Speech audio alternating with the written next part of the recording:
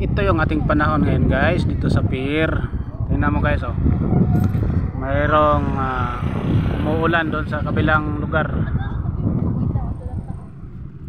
Dito ay medyo maganda-ganda pa. Ayan, oh. Ito yung pier natin guys, oh. Mayroong tatlong anong tawag dyan? Tagbot na nakadaong. Yun, medyo malayo-layo. 5 piraso pala, maliliit yung tatlo. Yan guys, oh. Medyo malabo na yung mata ko guys, ah.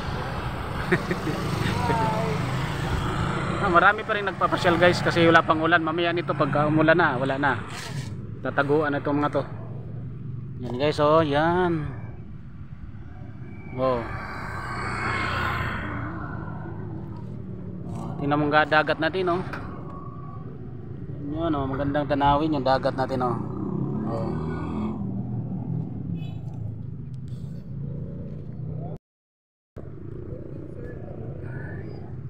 Okay ba guys?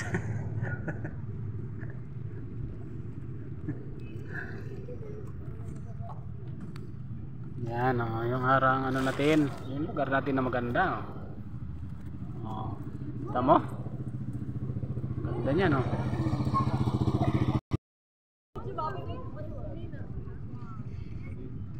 Marami pa rin magpapasyal dito sa napakagandang dagat.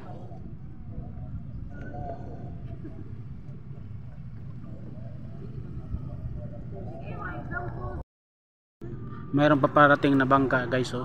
Mga pasahero yan galing sa kabila, so hindi pa natin makikita yung mga sakay. Yan, oh. Mababaw lang yan dyan guys, mababaw lang kasi low tide, eh.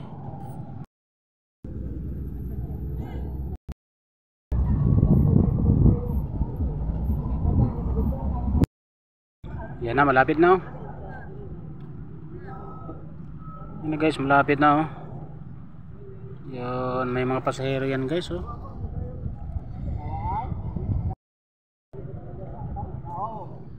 Yan, oh. So mababaw lang kayan. Mababaw lang kasi yan, eh. Diyan, oh.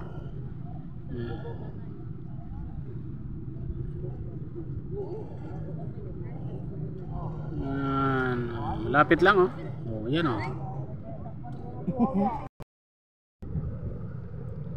Ayan na guys, so mga pasahero guys, konti lang sila, mga 20 person lang.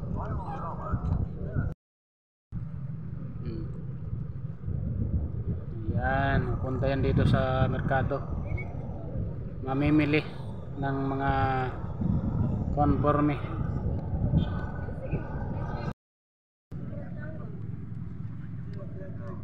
Okay guys, kasi manguha ako ng isda ngayon, manghuli ako ng isda kapag gumanda yung panahon sa dagat, kasi medyo ano, oh, medyo malabo yung dagat. Mamaya manghuli ako ng isda